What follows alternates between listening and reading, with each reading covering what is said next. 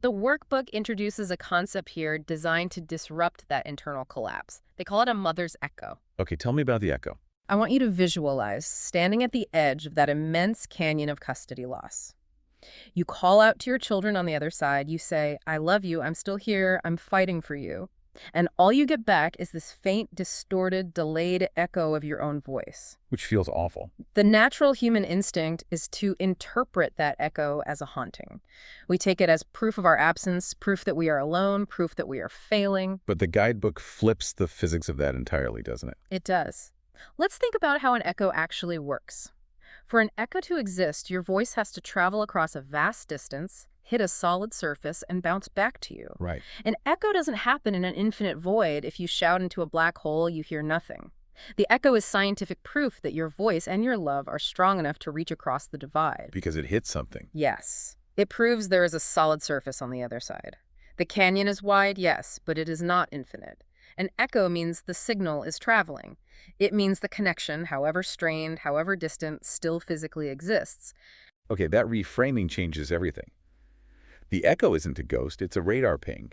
It means they are out there. Exactly. To help you actively harness this, to, shift your identity away from the legal paperwork, the workbook utilizes a specific exercise. It asks you to fill in the blanks for two statements.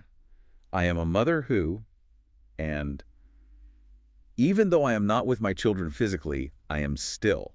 It's a directed effort to force your brain to redefine your identity entirely outside of physical proximity. Because if you do not take the reins and actively redefine your identity, the court system will happily define it for you. And the court system defines you by a visitation schedule, a child support calculation, and a legal designation. You have to claim an identity that is vastly larger and more permanent than your current legal status. So let's pause here and look at this from the perspective of someone actually in the trenches right now. This whole experience of the canyon, the echo, the empty house, it really feels like invisible grieving. It does. You are mourning a relationship with someone who is still alive, but who is rendered completely inaccessible to you. If society, your ex-partner, the judge, and the school system are all operating on that narrow definition of parenthood, judging you purely on physical presence, how does a parent realistically separate their internal self-worth from that massive, crushing external judgment? That's the real struggle. I mean, how do you sit at your kitchen table and write, I am a good parent in a workbook when a judge just banged a gavel and stamped a piece of paper declaring you only get to see your kids every other weekend? That tension is the crux of the entire early stage of the M.O.M project. It is the hardest knot to untangle. You begin to separate your self-worth by deeply, fundamentally recognizing that the legal system is a structural entity, not a moral one. Oh, that's a great way to put it. Right. A judge's order is a legal arrangement based on a very specific, often flawed, and incredibly limited snapshot of your life at a specific moment in time. It is filtered through specific legal statutes and the arguments of opposing counsel. It is not an omniscient ruling on your soul. It doesn't measure your love. Exactly. The workbook asks you to build a firewall between two concepts, your circumstance and your character. Circumstance versus character. Tell me how they distinguish those. Well, your circumstance is the reality of your situation, and it might be severe.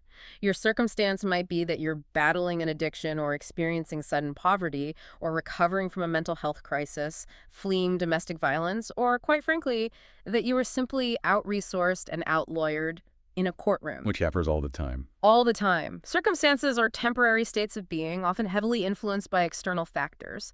Your character, on the other hand, is the bedrock. Your character is the fierce, unyielding love that is driving you to read a workbook, listen to a deep dive, and figure out how to build a bridge back to your kids. The court judges the circumstance. You must anchor yourself to your character. Understanding that difference is just a lifeline. It gives you permission to say, my circumstances are a disaster right now, but my character is intact. Yeah. But recognizing what you have lost and identifying your character, that's only the first part of the journey. To actually begin building this bridge across the canyon, we have to talk about the intense emotional weather raging inside it. Oh, the weather in that canyon is rough. Standing at the edge, the wind is howling, you are being battered by grief, shame, guilt, and anger. And the workbook is very intentional about categorizing this emotional terrain. You cannot navigate a storm if you don't know what kind of weather system you're dealing with. If you treat a tornado like a rainstorm, you will be destroyed.